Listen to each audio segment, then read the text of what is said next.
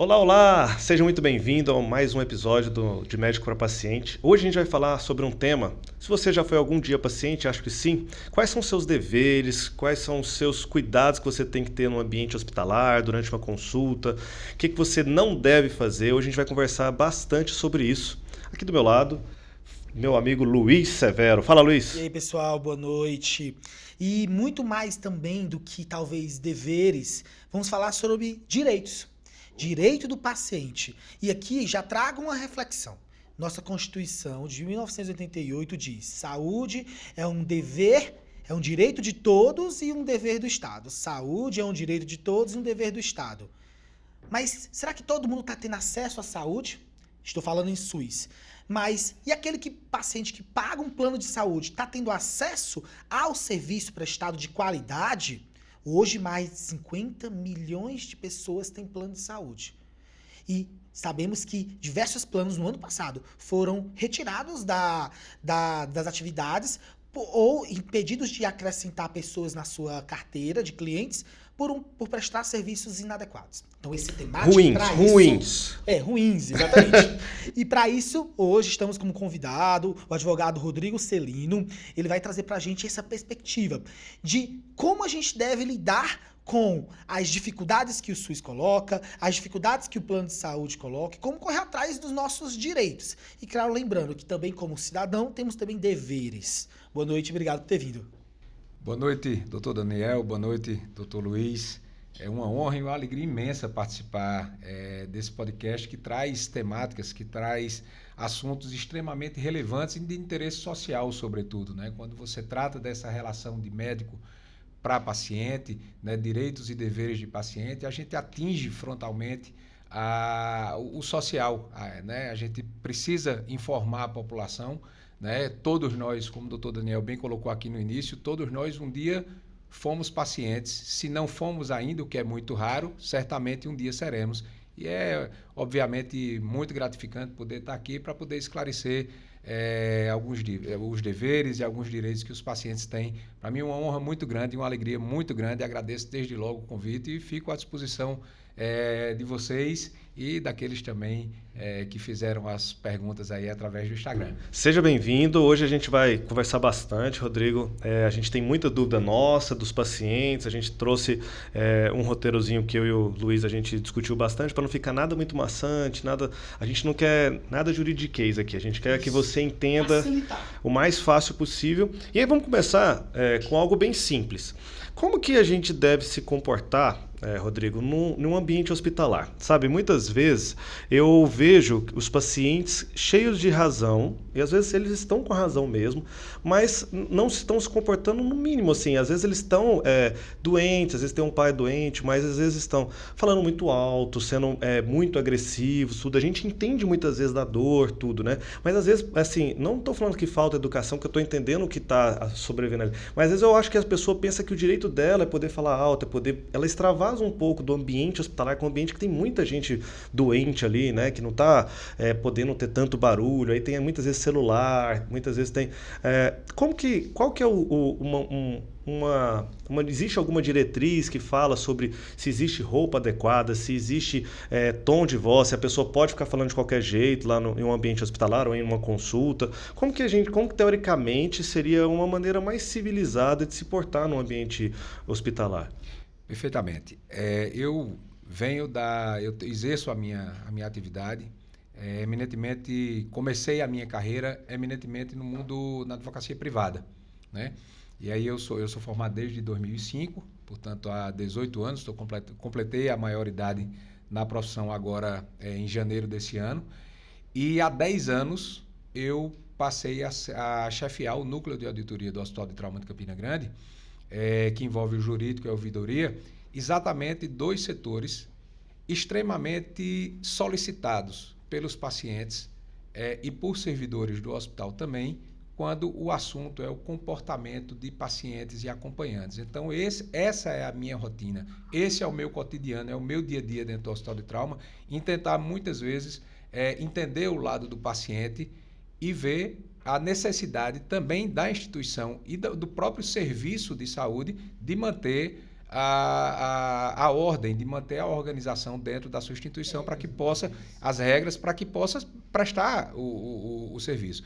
Eu costumo dizer que ninguém procura o hospital, a não ser que seja maternidade, onde a mulher vai ter o filho, então é um momento de alegria, mas ninguém procura um hospital satisfeito. Todas as pessoas que chegam lá, chegam com algum problema ou seu, ou de algum familiar seu, e já chega tenso, já chega nervoso. E isso autoriza determinados comportamentos que fogem à regra? Não. Por quê? No meu entendimento, a regra de educação, de comportamento, da relação com as pessoas, ela deve ser a mesma fora do ambiente hospitalar e principalmente dentro do ambiente hospitalar. Porque ali você não está tratando só da sua doença, da doença do seu familiar, do seu amigo, mas você tem uma centena de pessoas que estão ali com o mesmo problema e esse ambiente precisa ser um ambiente saudável, até para que as coisas fluam, que a assistência possa ser dada. Né? Então, muitas vezes a reclamação com relação à demora de procedimentos, a reclamação no atendimento, porque se chega lá, todo paciente que chega lá acha que seu caso é mais urgente do que o outro. Então, às vezes, a gente tem um protocolo de Manchester que determina, vocês sabem muito bem disso, determina os graus de tempo de atendimento de acordo com a gravidade. E muitas vezes o leigo não entende isso. Então, ele chega lá, já chega alterado, muitas vezes distrata o funcionário do hospital e ele precisa entender que aquela regra ela tem que ser obedecida.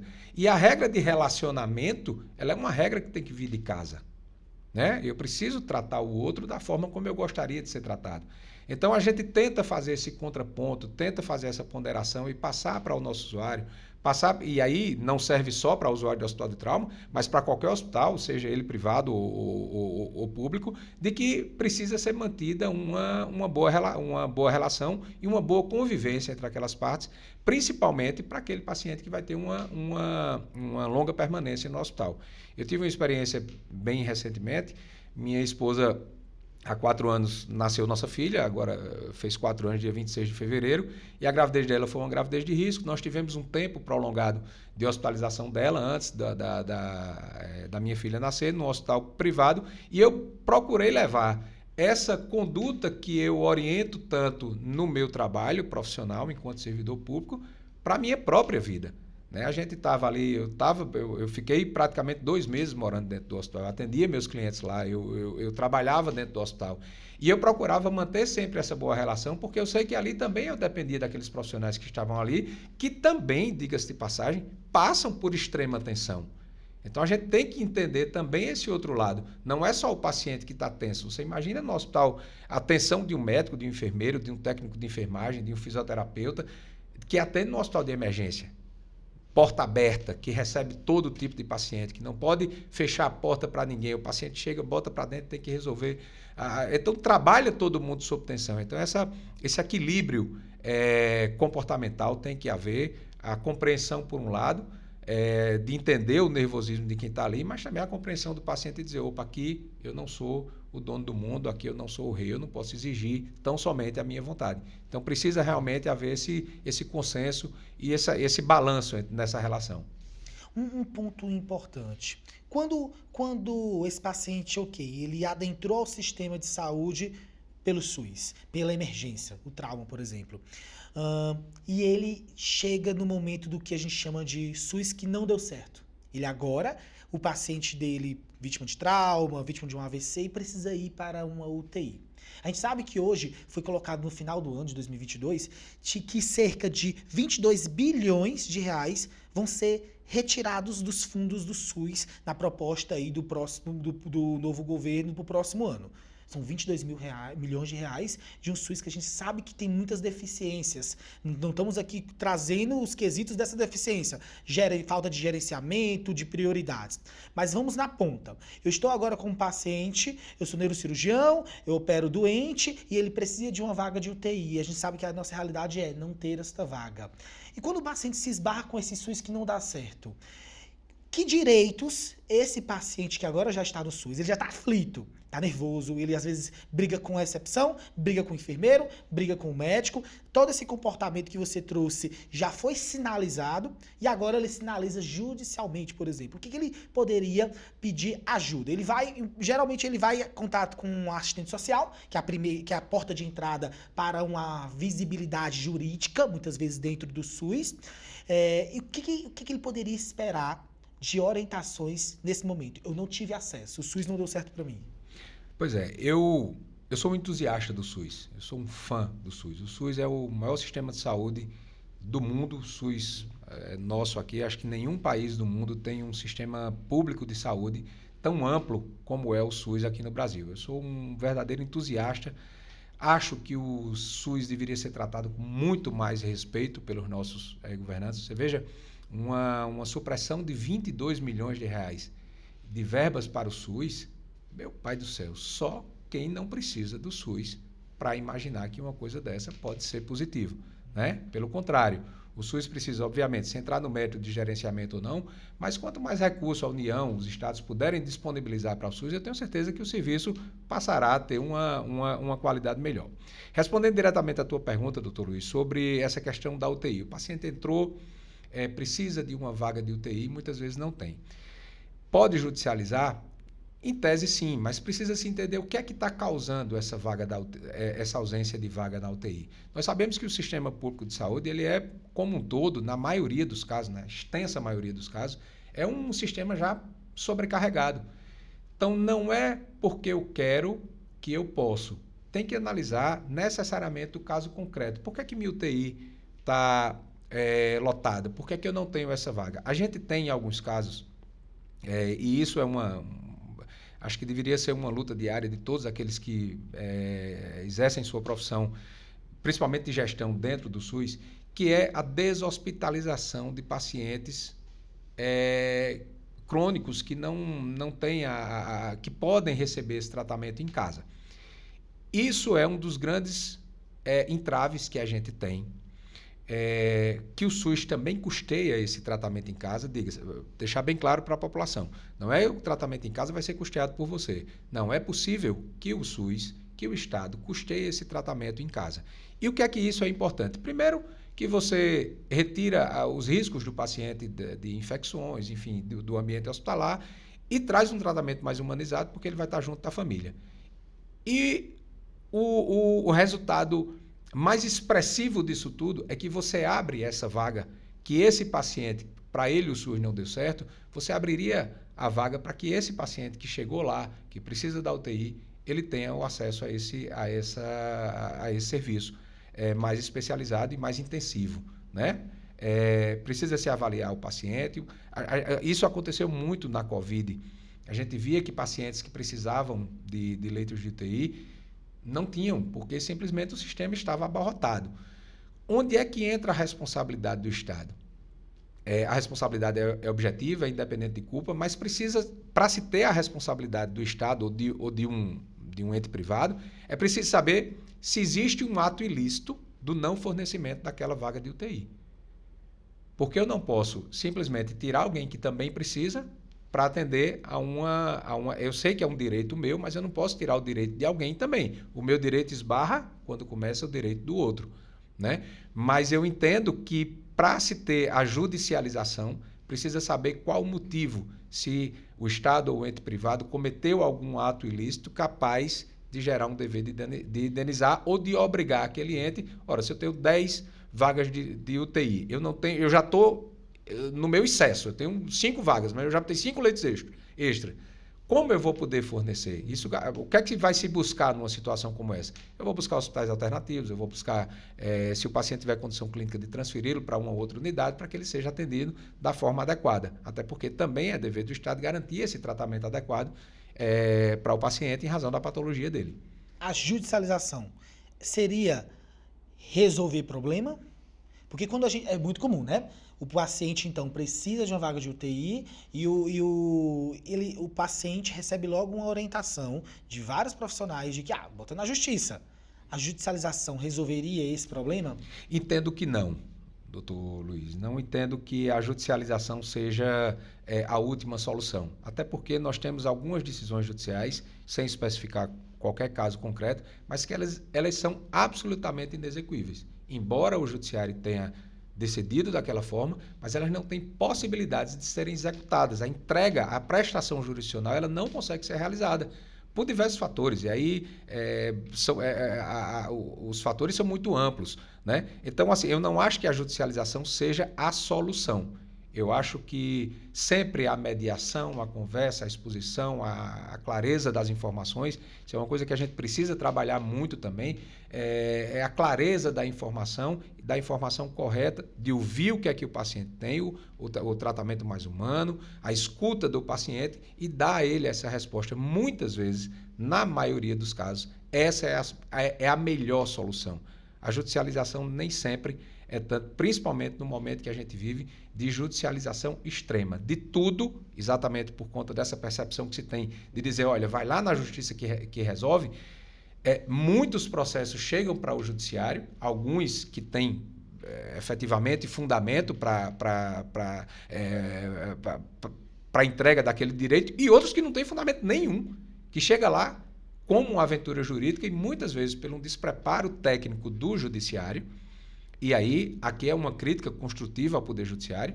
Nós temos um aumento considerável das ações da judicialização em razão da relação médico-paciente ou instituições hospitalares, que muitas vezes o juiz dá aquela decisão imaginando ser uma coisa, quando na verdade é outra. Para isso é que teria que, na minha opinião, existe previsão legal para isso, os tribunais deveriam ser dotados de juntas médicas, de juntas especializadas, para analisar esses casos específicos e dizer assim, o que se está chegando aqui no judiciário é de fato uma emergência, é de fato algo que a gente possa exigir do ente público ou do ente privado o cumprimento dessa decisão, ou é um mero capricho do paciente. E a gente se depara com muitos meros caprichos. Isso acontece mesmo. Infelizmente, muitas vezes a gente vê que o paciente ele bota na cabeça que é direito dele e muitas vezes ele acredita que é direito dele e ele está infringindo, às vezes, o direito do outro que está lá. Por exemplo, eu preciso de UTI, mas aquele lá, ele quer tirar o outro para ir, né? Durante a Covid, a gente viu algumas coisas, a gente viu centro cirúrgico sendo fechado para fornecer vagas de UTI por causa da recuperação anestésica, na própria sala de cirurgia, muitos hospitais fizeram isso. Eu acredito que não é o próprio gestor, a própria equipe médica, o diretor do hospital, ele não vai querer que o paciente que precisa de UTI não fique na UTI, entendeu? A pessoa tem que entender isso, que está toda a equipe indo atrás. Se o hospital não tem, é porque não tem mesmo. Muitas vezes o que faz? O paciente está na enfermaria e rebaixou, precisou ser entubado e precisa de ficar no respirador. Ele vai lá para a sala de emergência se não tem UTI. Vai ficar um tempo lá, o hospital tem um suporte de emergência. Aí muitas vezes a família quer sair daquela parte de emergência, que é uma parte que para visita é ruim, tem toda aquela dinâmica, e aí fica forçando o paciente para UTI. Muitas vezes, aquele suporte que ele está tendo ali na sala de estabilização é quase o mesmo que ele teria na UTI. Sim. É médico, suporte o tempo inteiro, gasometrias de horários, exames. Muitas vezes a gente vê que eles, às vezes o desejo da família é de tentar algo que vai além do que a própria estrutura do SUS dá. Sem dúvida nenhuma. Só para contar um caso até meio pitoresco que aconteceu agora recentemente, nós recebemos lá na ouvidoria uma queixa de uma paciente. Disse, olha, meu paciente está aí e ele estava no isolamento, depois ele saiu do isolamento, não era uma patologia de isolamento. Ele disse, olha, eu preciso que ele volte para o isolamento porque eu preciso descansar. E aí eu olhei assim e disse, por que precisa descansar? Eu pensava que ia para o isolamento quem tinha uma necessidade de isolar a patologia para evitar a contaminação de outros pacientes, não para o acompanhante poder descansar. Então foi um caso bem pitoresco que eu olhei assim e disse, mas meu Deus do céu, olha só, exatamente nisso. Né? O acompanhante, o paciente acha que o direito dele é maior, melhor do que o dos demais, né? Quando tem mudança de leito em enfermaria, cara, é o caos, hein? Porque meio que já acostumou com o colega do lado e tudo, aí vai pro outro lado. Já fez uma amizade ali, aí vai pra um que ronca. Cara, na enfermaria às vezes querem trocar porque o paciente do lado ronca. Cara, cada coisa que a gente vê, né? Se a gente vê umas coisas... E aí, mudando um pouquinho de assunto, Rodrigo, a questão de atestado, né? É muito comum, né? E é direito do trabalhador e do próprio paciente quando ele é atendido pelo médico, de se ele quiser e pedir o atestado, é direito dele e é meu dever fornecer o atestado para ele. Quem decide quantos dias ele vai ter de atestado é o médico, não é? E aí muitas vezes a gente vê, incorre de pacientes forçar, não, mas só 3 dias, só 5 dias. Qual que é a sua orientação quando o paciente acha que precisava de mais tempo e o médico deu menos tempo do que ele achava? O que ele pode fazer? Esse tema é interessantíssimo e muito oportuna a sua pergunta, doutor Daniel, para que a gente possa esclarecer. Veja só, o médico é a autoridade.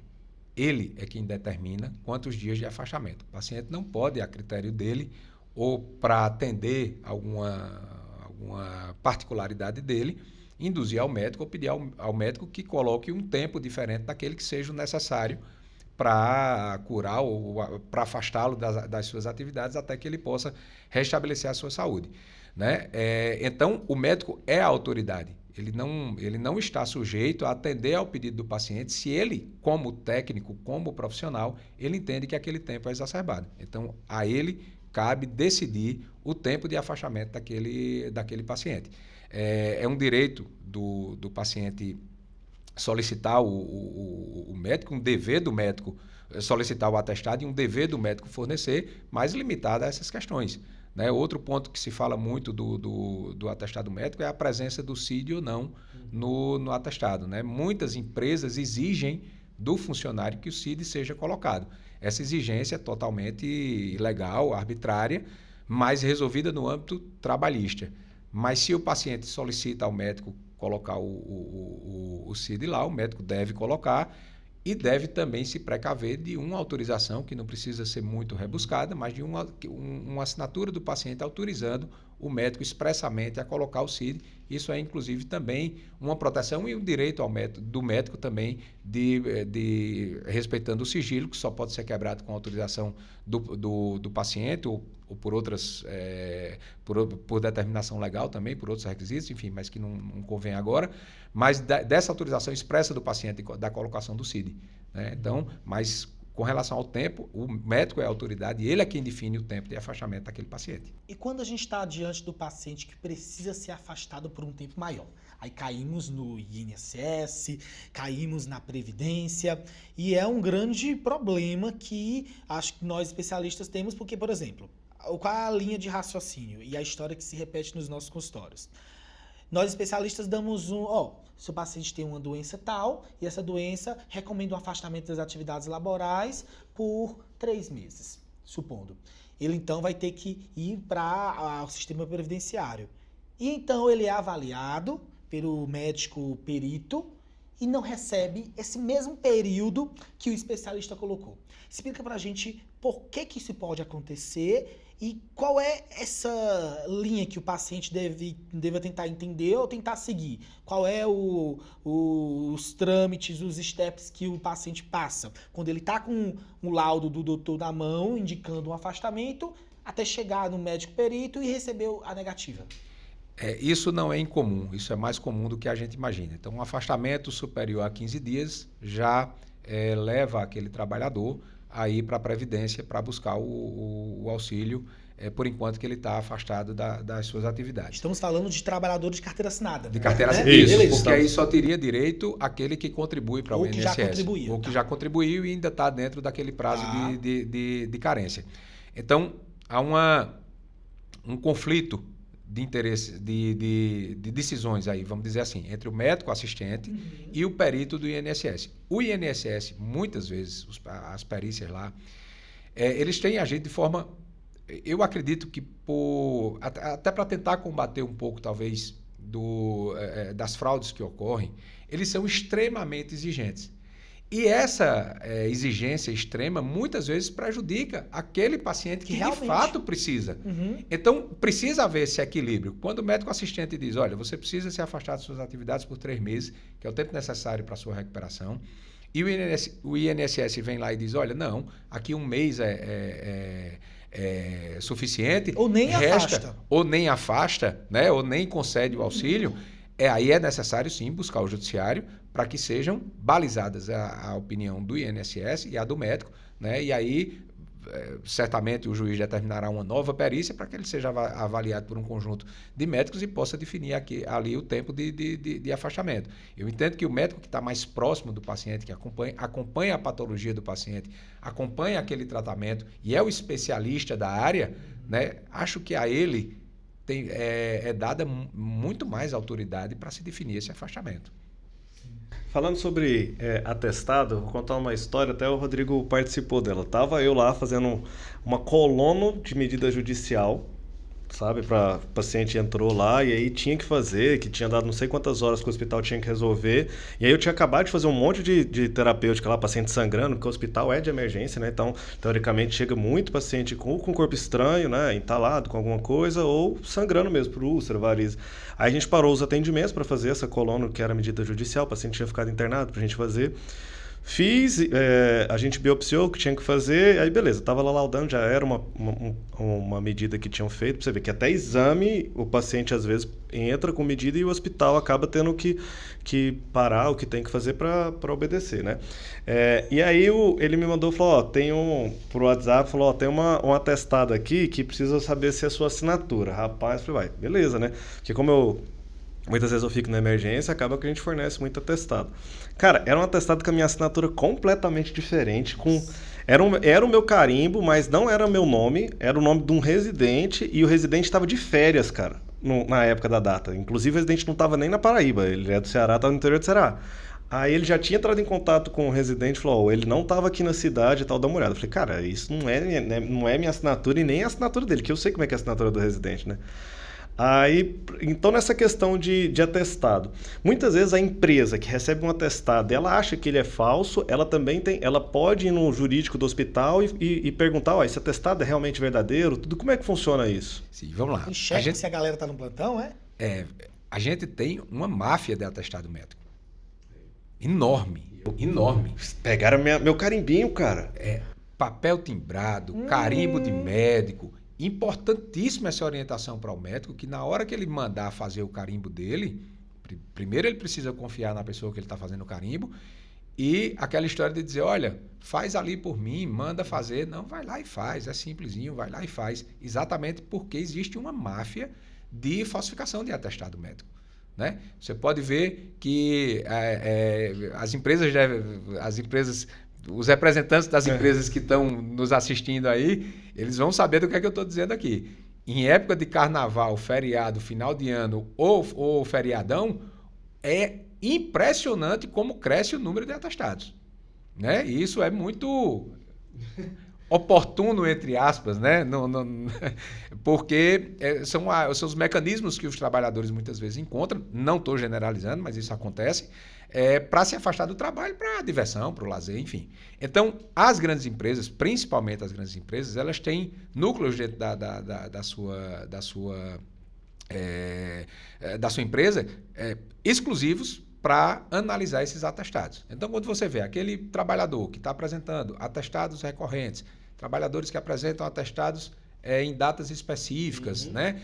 Eles começam a desconfiar disso aí, eles podem sim, a empresa pode demandar a instituição que o médico forneceu o atestado para saber, olha, o médico estava de plantão, não estava, confirma a veracidade, o que é que a gente faz lá? A gente recebe essa demanda, contacta com o médico, muitas vezes, se for o caso, já consulta se há prontuário médico, se há atendimento do paciente naquela data, e aí já remete para ele e a gente toma o cuidado lá de pedir ao médico para fazer de próprio punho.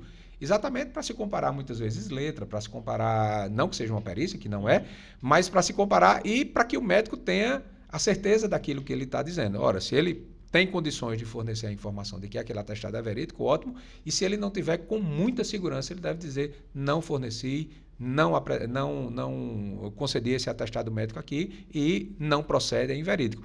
Então, esse controle pelas empresas é absolutamente salutar. Nós tivemos também, enquanto Hospital de Trauma, o recebimento de um atestado, de uma declaração de acompanhamento, na verdade, de uma funcionária lá do hospital, e a gente contactou com o hospital que o médico havia emitido a declaração, e descobrimos também que a médica subscritora daquela declaração sequer trabalhava mais naquela unidade hospitalar. Então a gente vê, isso é uma proteção também das empresas, tanto empresa órgãos públicos, como é o Hospital de Trauma, como as empresas privadas também, de se municiar de elementos que evitem a fraude, né? Porque isso prejudica, na verdade, todo um sistema, né? Porque na medida que você afasta um servidor, um funcionário, às vezes você tem que colocar outro no lugar, isso gera custo, gera uma série de outros fatores aí que prejudica, no final das contas, toda a sociedade. Cara, esse negócio de atestado, na minha residência tinha um R+, meu, que deu maior dor de cabeça para ele simplesmente porque estavam vendendo um atestado na OLX com o carimbo dele, cara. Esse cara ficou louco, teve que prestar depoimento lá na cidade onde era o local. Inclusive teve que fazer um monte de coisa. Fizeram uma investigação. Sabe o que descobriu? Descobriu que a irmã da ex-namorada dele tinha pegado o carimbo dele e ela que tinha carimbado um monte de coisa com o carimbo dele. Outra dica importante, nunca deixe papel de atestado de receituário médico já carimbado. Isso é uma dica importantíssima para o médico, porque muitas vezes o carimbo dele continua ali, mas o papelzinho some. E nesse papelzinho que sumiu é onde pode ter a ocorrência da fraude, né? Já alguma vez você já teve problema com esse negócio de atestado, Luiz? Rapaz, não. Nunca pegaram. Não que você saiba, né? Exatamente. Não que chegou até mim. Que bom que assim permaneça e que nunca chegue. Né? Rapaz, fiquei preocupado. Que eu olhava para aquele atestado e falei, cara, não tô acreditando, não tem nada a ver. Mas realmente é muito fácil, gente. E já acompanhei casos, inclusive, da iniciativa privada, que o médico foi chamado, inclusive, na delegacia para prestar esclarecimentos e tal, e não deixa de ser um constrangimento, um infortúnio para aquele profissional que, na verdade, é vítima, mas que precisa, agora, nesse caso, foi uma descoberta de pessoas que falsificavam aqui, de ter que ir para uma delegacia, prestar depoimento e tudo. É absolutamente constrangedor. Próxima temática.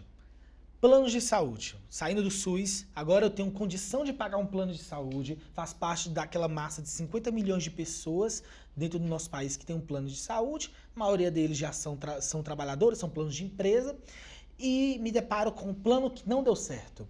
É o plano que eu preciso de um procedimento, é um plano que eu preciso de uma UTI e eu não estou tendo acesso, seja para uma consulta com um especialista. Temos planos dessa maneira, em que planos, não vamos falar nomes aqui, mas planos que cresceram enormemente, que oferecem péssima qualidade de assistência com um especialista, planos que não oferecem o acesso a procedimentos de última geração, que são cientificamente provados, e até mesmo tratamentos caros, na visão aí da saúde suplementar, saúde plano de saúde.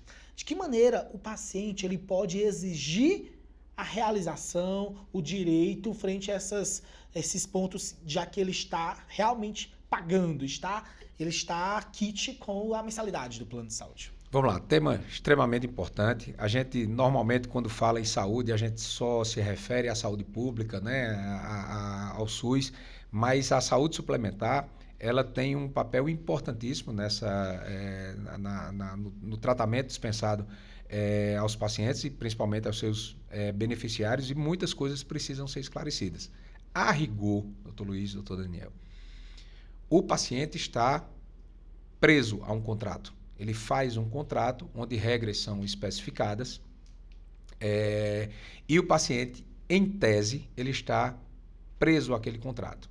Por que é que eu digo em tese? Porque é um contrato em que o beneficiário ele não pode discutir com o plano de saúde aquelas regras.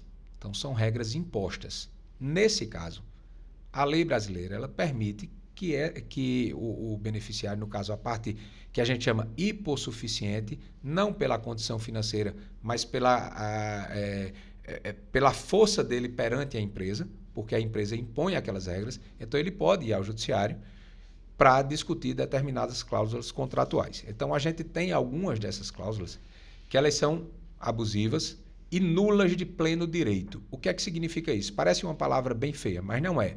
Ora, quando o plano de saúde chega lá e impõe uma regra que ela é abusiva, que ela é arbitrária, ela não tem valor jurídico. Por mais que ela seja parte da relação entre plano de saúde e paciente, ela é nula de pleno direito. Então, se eu tiver a necessidade de acionar o judiciário, alegar essa nulidade e o judiciário conceder, o plano de saúde ele vai ter que fornecer aquele serviço, aquele exame, aquela consulta que estava amparada por essa cláusula abusiva, por essa cláusula nula, né? Inúmeras são as reclamações com relação ao plano de saúde, principalmente com relação ao que é ofertado. Existe o famigerado rol taxativo, né? O rol exemplificativo. O que é que o plano de saúde pode cobrir, o que é que ele pode negar o atendimento, né? E aí, recentemente, a gente teve até um caso de muita repercussão aqui, quando o STJ definiu lá para os casos de tratamento do autismo, do transtorno do espectro autista, de que o rol da ANS era um rol taxativo. Então, o que tivesse fora daquilo ali, obviamente, com algumas condições, o plano de saúde não estaria obrigado a fornecer. E quando o judiciário ele exerce o controle da legislação, então atua dessa forma, e aí o que é que vem depois? Uma lei federal, que é a Lei 14.454 de 2022, que diz, não, ao legislador que compete legislar, ele então diz expressamente que aquele rol é exemplificativo, e aí amplia novamente por força de lei, não mais pela decisão judicial, mas amplia por força de lei essa cobertura. E tudo no direito, cada caso é um caso. Eu posso generalizar para que todo mundo, que todo tratamento, que tudo que se quer pelo paciente, o plano de saúde vá cumprir? Não. Existem regras que não são abusivas, existem cláusulas que não são abusivas e que precisam ser observadas pelo paciente, pelo beneficiário, se ele não tem direito. Ora, a gente tem, vamos por exemplo, eu contrato um plano de saúde que exige uma coparticipação. Eu sou ciente de que o plano de saúde vai exigir a coparticipação. Eu posso questionar essa cláusula lá? Não. Na hora que eu fui contratado, eu fui cientificado de que daquela consulta o plano de saúde ia arcar com X e você ia arcar com Y. Então, eu não posso questionar isso. As questões que se levam ao judiciário são exatamente essas que são que têm uma complexidade maior de interpretação, que não ficaram claras para o paciente, e isso muitas vezes acontece de forma mais corriqueira, ou quando tem essas interpretações legislativas, que aí leva realmente o beneficiário a buscar o beneficiário a buscar o Poder Judiciário. Posso dizer que para os planos de saúde, voltando um pouquinho no raciocínio, aquela impressão que a gente tem de que quando a gente paga para não utilizar, a gente está só dando dinheiro ao plano de saúde. E o que é que ele está fazendo com o nosso dinheiro? Obviamente que ele está custeando aqueles que precisam do plano de saúde e utilizam, e os tratamentos normalmente são muitas vezes muito caros. Então, precisa de uma gestão do plano de saúde organizada para que ele tenha saúde financeira para arcar, porque eu passo muitas vezes a vida inteira sem utilizar. Mas se eu tiver um problema e precisar, por exemplo, de um leito privado de UTI, o valor é altíssimo. Então, o plano de saúde precisa ter esse fundo, ter essa possibilidade de garantir esse pagamento, a prestação desse serviço que eu contratei, efetivamente pago e pago em dia, e ele precisa me corresponder, me dar a contrapartida dele, que é o fornecimento desse serviço. Então, precisa haver esse equilíbrio aí entre o que ele recebe de receita e o que ele precisa fornecer de prestação de serviço para os beneficiários dele, né? E obviamente que analisando cada caso de forma concreta, que se vai decidir se o beneficiário tem direito ou se o plano de saúde tem direito. Então, quando vem aquelas frequentes glosas, o médico, o cirurgião, por exemplo, pede um procedimento. O procedimento faz parte do rol da ANS. O procedimento ele tem indicação porque o paciente tem determinada doença, determinado tempo, exames de imagem mostrando determinada patologia, ou seja, segue todas as regras do código TUS, dos convênios, e nega. E vem a glosa. O paciente é muito frustrante para o paciente. O paciente recebe e-mail, acontece muito. Dentro da neurocirurgia acontece muito isso, porque a gente está falando de procedimentos extremamente caros, e quando se fala em neurocirurgia funcional, que é tratamento de dor, extremamente caro, utilização de agulhas, órteses, próteses específicas e tais. E quando o paciente está totalmente dentro das condições técnicas para a realização disso, o paciente, então, tem a glosa. O acesso do paciente ele tem que ser, primeiro, entrar na justiça via ANS, tipo, entrar em contato com a ANS, ou ele tem que judicializar efetivamente? Contratar um advogado e buscar isso? São instâncias diferentes. A instância administrativa, onde ele pode fazer uma reclamação na ANS sobre aquela negativa. Pelo site mesmo, Pelo né? site mesmo. Hoje é tudo muito ágil, a internet ajuda muito isso. E concomitantemente também ele pode judicializar. Né? Importante que o médico, no momento das prescrições, me parece que teve um período aí que havia, para determinados, também não vou dizer o nome, mas para determinados planos, havia uma frouxidão maior. Então, tudo que se pedia dava. E muitas vezes isso causava um custo elevado para o plano de saúde e que ele olhou e disse assim, olha, vamos restringir um pouco mais, vamos exigir um pouco mais do médico para que ele justifique a necessidade daquele exame, né, para que a gente possa fornecer ou não. O paciente não tem nada a ver com isso. O paciente, se ele, de fato, como o caso que você trouxe, ele tem a necessidade, o médico faz a solicitação de forma correta, atende a todos os requisitos, o plano de saúde não pode negar. Se negar, reclamação na ANS e, se for o caso, judicialização também.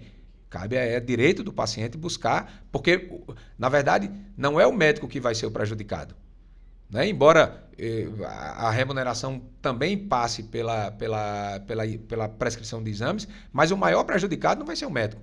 Vai ser o paciente que deixou de ter aquele exame realizado para muitas vezes auxiliar no tratamento ou para o diagnóstico de alguma patologia. Muitas vezes só ligar na ANS já ajuda, cara. Sim, tem muitos sim. pacientes que conseguem resolver. Tá demorando muito um especialista, um neuropediatra. Vamos supor, o filho está com diagnóstico de autismo, aí eles entram lá e a ANS vai lá 15 dias para. E aí o plano dá um jeito. Normalmente essas agências reguladoras no Brasil, depois que elas foram instituídas, elas têm exercido um papel muito importante nesse controle social e dado a efetiva prestação para os usuários, sem dúvida. Eu acho que primeiro tenta lá, se vê que não está dando certo, aí judicializa, vê, né, se realmente precisa fazer um procedimento. É porque muitas vezes demora até para fazer solicitação. Por exemplo, tem paciente que está com hemorragia digestiva para fazer uma coluna e tem plano que demora 2, 3 meses. O paciente já está com sinal de alarme, entendeu? Nossa. E aí tem alguns planos que são assim. E aí o paciente não fica sem fazer um exame que é invasivo, tem um custo elevado, e muitas vezes o paciente tem o plano que é por conta da empresa e ele não é, né? E aí ele não consegue pagar aquilo lá. Essa demora, doutor Daniel, ela é absolutamente condenável sob todos os aspectos. Né? Não pode um plano de saúde demorar 2, 3 meses para autorizar ou não um procedimento, principalmente um procedimento que tem características de urgência, de emergência. E muitas vezes absolutamente fora do contexto, né? O prazo, é absolutamente ilegal. Em geral, são 21 dias, né? Isso para os planos de saúde. Quando você tem a glósula negativa, você entra em contato com a ANS, eles botam em 15 dias normalmente. Isso. Então, assim, eu acho que o paciente tem que ter em mente de que ele tem o direito, sim, de reclamar e deve. O médico, ele tem que estar ciente de que a indicação ela tem que ser precisa e amplamente justificada nos seus laudos e solicitações. E uma vez acontecendo isso, o paciente fazer realmente contato e sendo negado, indo para a judicialização. Isso. E vale ressaltar que esse prazo se dá em situações que não são de emergência, porque se a situação for de emergência, Exatamente. o plano de saúde precisa autorizar ali de forma imediata. Às vezes o paciente está com hemorragia intermitente, tudo dá para ficar em casa e fazer de maneira eletiva numa clínica. Muitas vezes o que tem que acontecer? Tem que internar o paciente, aí com ele internado, aí você consegue fazer. Consegue, exatamente. Fica muito mais caro pro plano, Sim, só que é um sim. negócio, ele vai pagar a internação, cara, aí é uma bola de neve que se a gente ficar aqui, mas são os mecanismos que o plano faz para não se submeter a tanto gasto, tudo mais, aí se torna extremamente burocrático para o paciente e para nós profissionais, sabe? Sem dúvida. É uma papelada gigantesca para você conseguir receber alguma coisa. Nossa, e a burocracia, nós que somos acostumados a lidar com a burocracia, é muito chata. É estressante demais. Você quer Muitas resolver. vezes a burocracia é necessária, mas é muito chata de fato. E aí, Luiz, tem mais alguma coisa? Caixinha finalizada. Uma outra pergunta.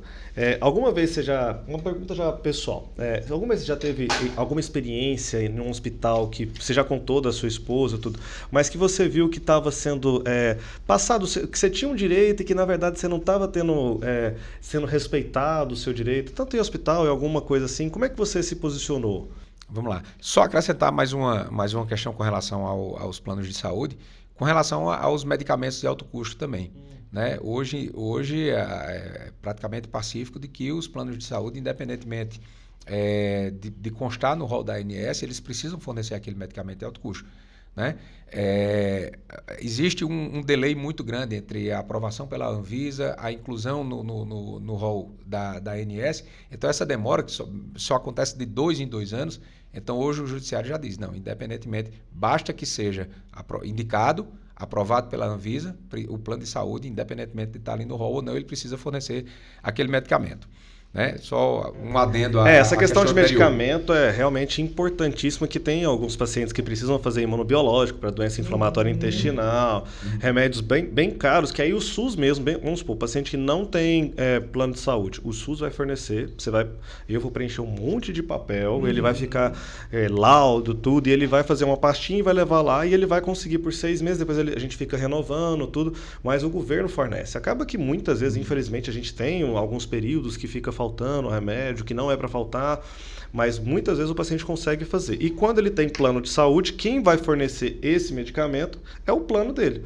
Então, aquele remédio caríssimo que o SUS fornece para quem não tem, ele vai ter. O mesmo acontece quando o paciente tem plano de saúde, um plano top aí, muito bom, e acontece um trauma, um acidente, ele vai parar lá no hospital de trauma. Vamos supor, porque aqui não tem. A gente vai atender normalmente, a gente nem pergunta se ele tem plano ou não, mas no final, no futuro, o SUS vai falar, eu atendi um paciente seu que tinha plano. Precisa haver Aí quem vai pagar é o plano para o SUS. Sim. Então, a pessoa que tem plano tem que entender também que quem está fazendo um resguardo dela, muitas vezes ela vai precisar do SUS. Assim, às vezes, quando eu vejo uma pessoa falando mal do SUS, eu fico também bem chateado, porque muitas vezes ela pode precisar, ela não sabe do local onde ela está, por exemplo. Se acontecer qualquer trauma aqui em Campina Grande, ela vai para o hospital de trauma. E ela pode ter o melhor plano que ela quiser, ela vai para lá. Em muitas cidades é assim, o melhor hospital de referência de trauma é um hospital público, né? O mesmo em Recife e tudo. Então a pessoa tem que entender que o SUS está ali para amparar até quem tem, né, plano de saúde. Doutor Luiz, que fez a especialização dele lá, a residência dele lá na restauração, eu imagino que deve ter visto muita situação como essa, né? E às vezes o paciente ele fica grilado. Quando o hospital tem 2 portas, que às vezes tem uma parte que é de convênio e outra parte que é SUS, mas a parte de trauma é todo mundo junto, nossa, cara, o paciente ficava brigando para ir para o SUS e muitas vezes a gente falava, cara, ele não está entendendo que se ele ficar aqui, os medicamentos são muito melhores, o protocolo é rapidíssimo, o protocolo de transformação. Se ele subir para o convênio, até conseguir aquela burocracia para conseguir uma bolsa de sangue, muitas vezes ele não tem nem equipe pronta. É por isso que ele fica lá no quando SUS. chega. E aí fica aquela coisa, eu quero ir para o convênio, eu quero subir. E ele não entende que o SUS foi programado, todo o sistema foi programado para ele ficar ali aquele tempo. Na hora que ele sair da urgência, ele pode até ir para o convênio dele. Mas aquele momento ali foi feito para isso. Às vezes a gente tem que explicar. Eu tive alguns problemas assim, de paciente que ficava dando trabalho com TCE grave, tudo, e a equipe de neurocirurgia estava ali embaixo, tudo certinho, mas o cara queria ir para o convênio lá em cima, onde não tinha uma equipe 24 horas, sabe? E o bom é quando acontece assim, ele dá a entrada pelo SUS, aí diz, não, mas agora estabilizou, eu quero ir lá para o meu privado, o meu plano de saúde. Aí vai lá para o privado, aí tem uma complicação, volta para o SUS para resolver lá.